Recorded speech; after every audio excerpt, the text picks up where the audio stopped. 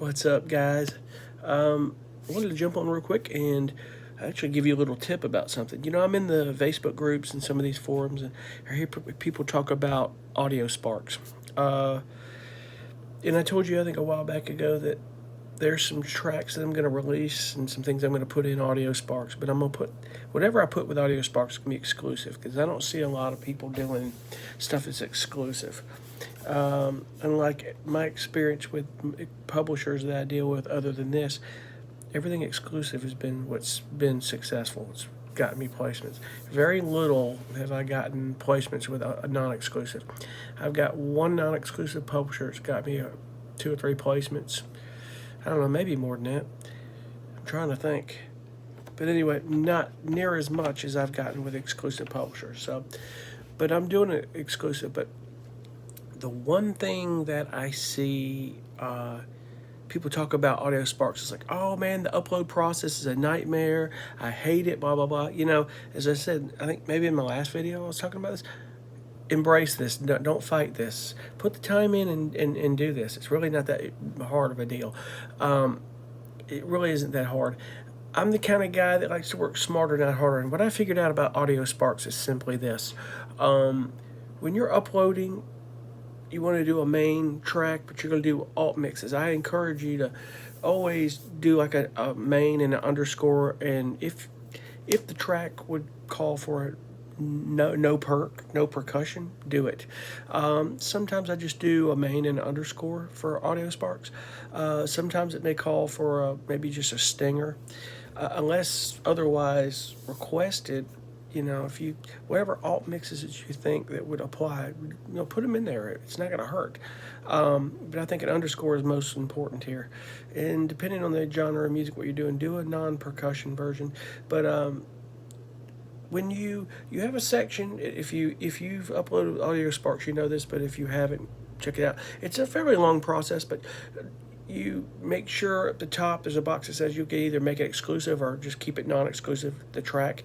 And unless you've signed as an exclusive artist, you can change that status, I think, to non-exclusive after a certain period of time, but I'm not sure on that. Don't hold me on that. But when you name it, a lot of times you'll have the name of the track, it'll say full. Just take on the full version, take the word full off of it, and select what version it is. It'll say pending, but it'll say full track. Click that. If you need to describe, it's full track is pretty obvious. Underscore, you can keep, when you hit the underscore and no perk and alts, keep that word after the title, and then you can just select variant on that. But when you go in, you want to select the genre of music, and you go on the full track, go through the full process of type your quick description, any keywords you know of, then go in and select the 20 keywords that are the closest that you can. They'll give you 20 keywords, and then they give you 20 instruments, or no, they give you, I don't think they limit you on the instruments, I'm sorry. They give you 10 keywords on the styles of, like, whether it's for a commercial or travel channel, stuff like that. Hit close on that. And then if there's a section there that has different countries to exclude, don't touch that. Whatever you do, they'll tell you, don't touch that. Whatever, you just let it go everywhere. You have certain exclusions. Just on the verse page, after you do the first part of the information, there's an important box. Let me go back to that. There's an important box called Include in Microsite. Always click that, because I think it's a microsite for iOS devices or online for people's phones, so it'll include it so they can see that. That's my guess. But anyway, go through that process. And there's a grouping section. It's really easy. What you do is you hit select grouping, and the tracks that you uploaded will come up. Click the full track, and then another window pop up, and you'll see a highlight of that full, and the 2 alt mixes below it. Check mark those, and it'll group them together. It's easy as can be. But my point here is this, simple as, I don't want to run away from it. My point is this: so you don't have to spend forever doing the same thing for each mix that you upload. Just do the full mix of everything you can and get it tagged, because your alt mixes are grouped with it. So when you do your alt mixes, all you have to do is put the BPM that it asks you, and what if it's a band ensemble, and make sure you do exclusive or non-exclusive, and the name, whether it's underscore. whether it's included in the microsite. You don't have to do the keywords in the description. You don't have to click all those boxes. Just get that information so it's grouped with it, because you want them to find the full mix. Once they find the full, they're going to see the alt mixes that are grouped under it. I hope that helps and makes better sense for you. If you have questions, chime down below. If you want me to try to do a video of how I upload a track in Audiosparx, I can, but there's plenty of videos out there. People are doing that. And people are complaining it's such a long process. But, again, that's the things in this business that you want to spend the time doing. You're going to have to do those things. I hate to tell you. Been doing it for years. You get used to it. It's a routine. It's called making the time to do it. And it really isn't that big of a deal. It's not hard. If you're going to get them placed or licensed, that's the only way to do it.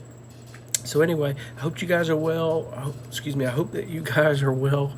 I'll get on more and try to talk as much as I can about things, but just wanted to jump on and talk about Audiosparx a little bit. That's a tip for, what some people think is a stock library. It's not really. It's there's a little bit of that, but they're a publisher. They'll register your tracks if you put it exclusive, I think, or an exclusive artist. Double check on that, because I haven't seen them registered yet. But either way, make sure you register your tracks. If you have to register your own tracks at a non-exclusive, like for these are stock or whatever, if they don't register your tracks, you register them as 200%.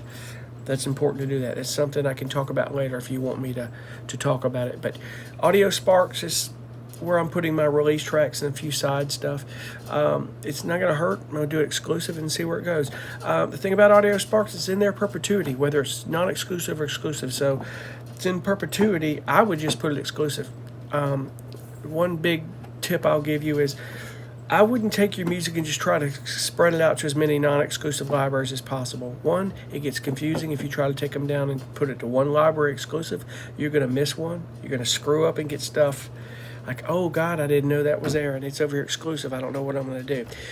Be very careful, because in the perpetuity, you can't just pull it out of that library. It's perpetuity, and yet you've committed exclusive to another library. Be very careful about what you're doing with that. That is most important. One of the most important things I could tell you to be very cautious about is the perpetuity and exclusive or non-exclusive and just the terms of your contract. So be very careful about that. Anyway, I'm getting off. I wanted to pass that on. I hope you guys are well. Be cool. Have a good one. Bye.